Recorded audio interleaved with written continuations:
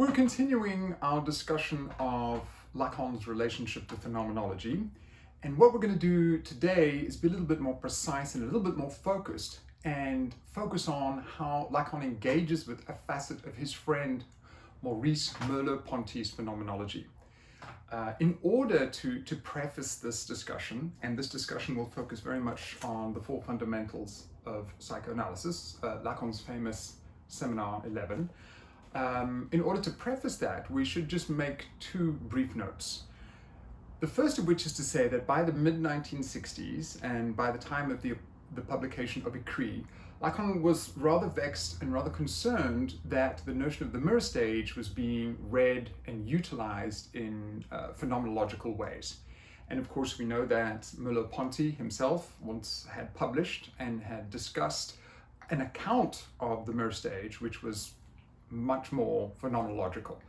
So Lacan was kind of wanting to stress very strongly that he did not think that everything that he discussed with reference to the mirror stage could be reduced to the register of the phenomenological.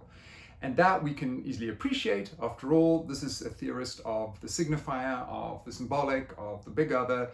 And we know that in his subsequent rearticulations of the mirror stage, he wants to foreground the structuring importance of those factors. So for him, most definitively, the mirror stage or the mirror phase or all of the phenomena connected with it cannot be reduced to the merely phenomenological. So that's one crucial point. The second point to make here is that for Merleau-Ponty, the whole notion of the Freudian unconscious, the repressed dynamic Freudian unconscious, is not something that he sees as absolutely necessary. And to make that point, we can make a reference to this historical text, Elizabeth Roudinesco's Lacan and Company, A History of Psychoanalysis in France. Just a brief note where she says, and this is on page 299 of the text, in 1951, to be sure, the philosopher Maurice Merleau-Ponty has suggested that psychoanalysts should give up on the concept of the unconscious. He had, in a sense, advised them to make of the unconscious an other side of consciousness and not its other scene. In other words, an other side of consciousness, not the famous Freudian other scene. And this, of course, is something that would have been anathema to Lacan. As much as he was friends with Maurice Merleau-Ponty, that would not have been a theoretical position that he would have had any sympathy with. So now we have a sense of some of the tensions between Lacan's theorizations and Merleau-Ponty's. Let's now do an interesting little zoom-in piece of work by looking at the section of Seminar 11, which is entitled Of the Gaze as Object Petit a, and the first chapter of that section. Now, it's notable that this section of the seminar is titled as such, Of the Gaze as Object Petit a. And that formulation, gaze as object petit a, is one that we will return to shortly. But the first chapter in that part of the seminar is called The Split Between the Eye and the Gaze. And if you ever wanted a pithy, insightful encapsulation of what this chapter will be, that is it. Because it speaks both about split, which of course is fundamental to psychoanalysis, and to the argument that Lacan will develop, and the distinction between eye and gaze. And what's kind of nice about that is intuitively one thinks about those things as kind of on the same side. But what will become very apparent is that Lacan is not thinking them as on the same side. Now, slightly poignant note, this session of the seminar is 19th of February, 1964. And fairly early on, Lacan says, I have received a copy of the newly published posthumous work of my friend Maurice Merleau-Ponty, The Visible and the Invisible. He alludes to the fact that there's something of a kind of real chance dimension of this happening at a time in his seminar where he wants to discuss object A and gaze and so on and so forth. However much we want to believe him, he's certainly using this text and wants to do some work with it. I'm particularly interested in that because it's often important to nuance the idea that Lacan simply jettisons or rejects or critiques or is fundamentally opposed to phenomenology. We've seen good reasons why that may be the case, but he's also going to take aspects of the conceptualizations of certain phenomenologically oriented philosophers. So what does he say then about the visible and the invisible? Well, he starts by making a couple of comments. He says, this text of Merleau-Ponty's, The Visible and the Invisible, is linked to a certain philosophical tradition, a long-standing philosophical tradition, which explores the aesthetic world and links it to the sovereign good and the limits of the sovereign good. So he gives this kind of preamble, and then he has a nice little remark when he says, Maurice Merleau-Ponty recognizes in his contribution to this tradition of the philosophical tradition, aesthetic, sovereign good, that we could think about its guide being in the eye. Its guide being in the eye. Okay, so clearly the topic of the text, the visible, is really suggesting that. And then Lacan goes on to make a couple of comments. He says, in this work, we see a recapitulation and a step forward in relationship to Merleau-Ponty's earlier classic work, The Phenomenology of Perception. In this work, says Lacan, one finds a prioritization of the regulatory function of form invoked in opposition to that which can be expressed as idealism. So translating that, what we see in Merleau-Ponty's phenomenology of perception is a focus on a certain type of form as opposed to explanations of idealism. So materiality, physicality, experience, embodiment, perception, all of these things clearly are very important to how Merleau-Ponty proceeds. Then we have a nice encapsulating account of the phenomenology of perception. Lacan says, we see there the regulation of form governed not only by the subject's eye, but by their expectations, their movement, their grip, their muscular and visceral emotion. In short, their constitutive presence directed by what is called their total intentionality. In other words, there's a variety of important dimensions: muscular movement, grip, visceral emotion, the subject's eye, all of these factors of embodiment and perceptual experience which lead intentionality, which Merleau-Ponty certainly wants to foreground. And again, foreground in a way which is not a kind of idealist philosophy. He continues, we're now on page 72 of Seminar 11. He says, Maurice Merleau-Ponty makes a step forward, and he's talking about the analysis offered in The Visible and the Invisible. You will see the ways in which he will lead you not only within the realm of visual perception. You will see how he discovers the dependence of the visible on that which places us under the eye of the seer. So what he is saying here is that what we see in Merleau-Ponty is an attention to this whole register, this whole phenomena of the visible, and also what underlies that. And Lacan emphasizes this phrase, what places us under the eye of the seer. So you can see he's inching forward to try to also suggest his own theorization here. Next useful sentence. What we have to circumscribe by means of the path he, Merleau-Ponty, indicates for us is the pre-existence of a gaze. I see only from one point, but in my existence I am looked at from all sides. This for me was a kind of fireworks moment, because that is a fundamentally phenomenological intuition. And I've checked with some colleagues who experts in phenomenology, and they kind of affirm this idea. So what we see here is Lacan taking an idea, presumably that he gets from Merleau-Ponty, but that is also fundamentally phenomenological in nature. In other words, to experience seeing, to be able to see upon the world, is also to potentially make that realization that I am being seen, or I can be seen from the position that I am looking at things. But not just that I can be seen from one other position, the position of someone's eyes, for example, but that I could be seen from any part of the world that I myself am able to see. So we've got a nice phenomenological moment that Lacan is now going to build on. He then makes a very interesting qualification. He says, what I try to outline in my discourse makes no claim to cover the entire field of experience. So there's a kind of disclaimer. And in the questions and answers at the end of this session, he will also say a similar thing. You could put that by saying, my project is not an ontological one. My project is not fundamentally a philosophical one. My project is to speak to those who are interested in psychoanalysis, those who are training in psychoanalysis, and as he says in the questions and answers, those who are interested in whether psychoanalysis might be a science. But I see that as a kind of interesting moment because he's suggesting my project is different to that of Merleau-Ponty's. It's not about the entirety of experience. It's not about an ontology. It's about something different. And he'll say in the questions and answers, it's about the subject. So that will be useful for us to bear in mind. He goes on now, saying a little bit more about Merleau-Ponty, and he says, in this field offered to us by Merleau-Ponty, we see an emphasis on the scopic field, okay? Field of vision, field of being seen, or visuality. And then he says something, it's not between the visible and the invisible that we need to pass. In other words, he's reiterating that in Merleau-Ponty's analysis, we have the visible and the invisible. These are two very important terms, which there's a certain amount of distinction, analytical work that happens between them. What is the relationship between the visible and the invisible? Lacan wants to sort of reconstellate things and say that's not the most fundamental thing that concerns us. The split that concerns us, he says, is not that between forms imposed on the world, towards which the intentionality of phenomenological experience directs us. It's something else.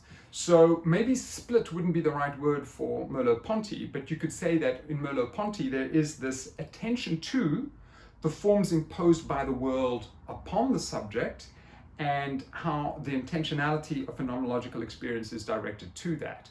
Lacan wants to shift the analytical focus and highlight something else. So what does he want to shift the attention to? He is going to say, no, there is another split. He says, the gaze is presented only in the form of a strange contingency we find as the thrust of our experience, a lack that constitutes a certain anxiety. The eye and the gaze, this is for us the split, in which the drive is manifested at the level of scopic vision. Okay, so there's quite a lot of things going on there, but let's just make one rudimentary point. Rather than situating ourselves between the question of here's the visible and here's the invisible, the two very primary basic terms in Merleau-Ponty's analysis, Lacan is saying, for me, we need to prioritize the distinction between eye and gaze. That's where the split is situated. So it's worthwhile emphasizing there that the idea of a split is much more psychoanalytic, much more Freudian, much more Lacanian than the question of the relationship between visible and invisible. It's a split. It's a split, moreover, that where we find a certain lack and where we find a certain kind of anxiety.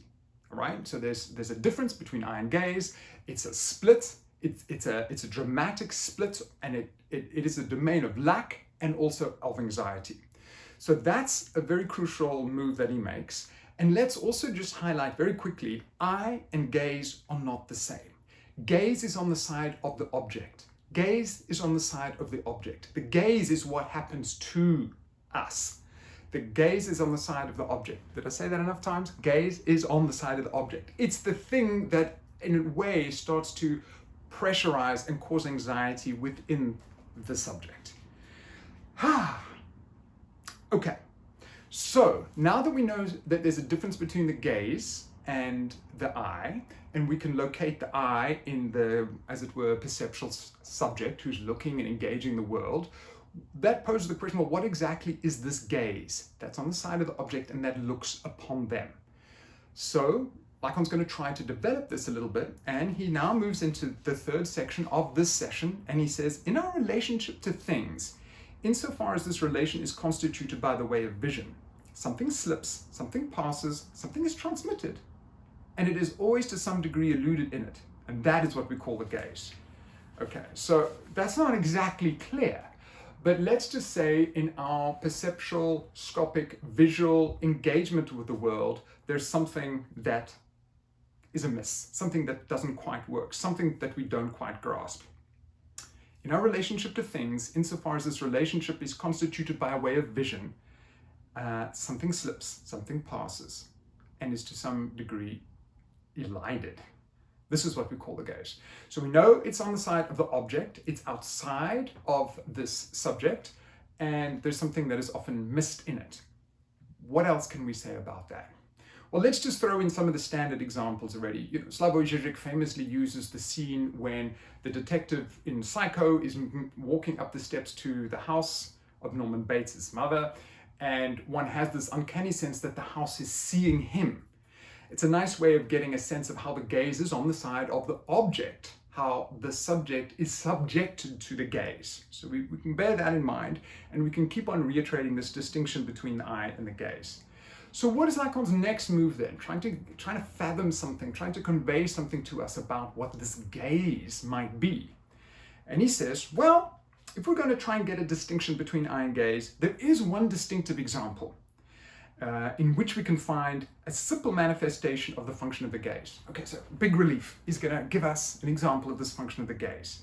The gaze is the point from which we are looked at. Okay, we already had that sense. Remember the big phenomenological realization that if I can see, then I can be seen.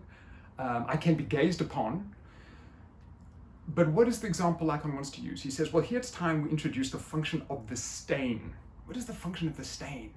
Well, you could say any visual field that one has, one can imagine that there'll be something that is a little opaque, something that is not quite easily discernible, a point of opacity, of obscurity in the visual field, something that doesn't quite come into, that stands out from everything else in the visual field.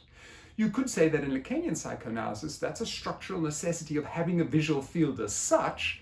But before we get too abstract, let's just bear that nice idea in mind, that there's a stain in the visual field. And the stain in the visual field tells us something about the function of the gaze.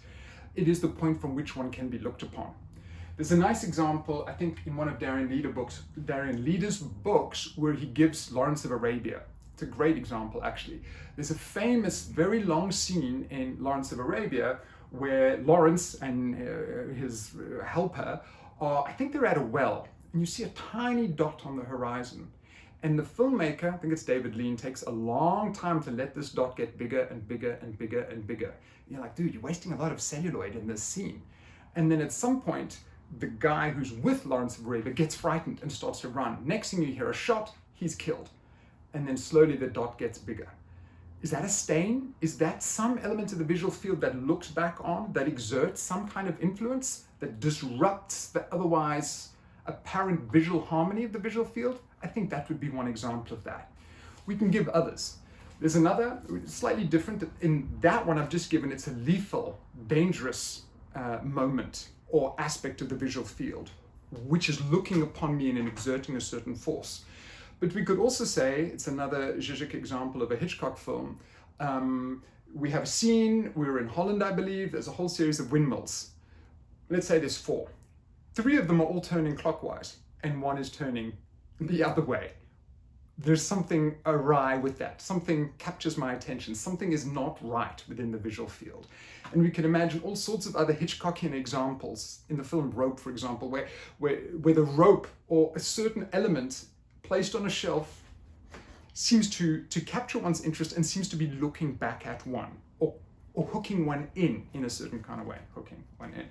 Okay, so we've tried to give that idea of the stain, and of course the following chapter is going to talk about anamorphosis. And the famous example that we all know in Lacanian theory is the ambassadors, where you've got this deformed shape in the front of the image, which is a little bit murky, but you need to stand in a certain way before Holbein's ambassador's skull takes on its proper proportions and can be visually read as that.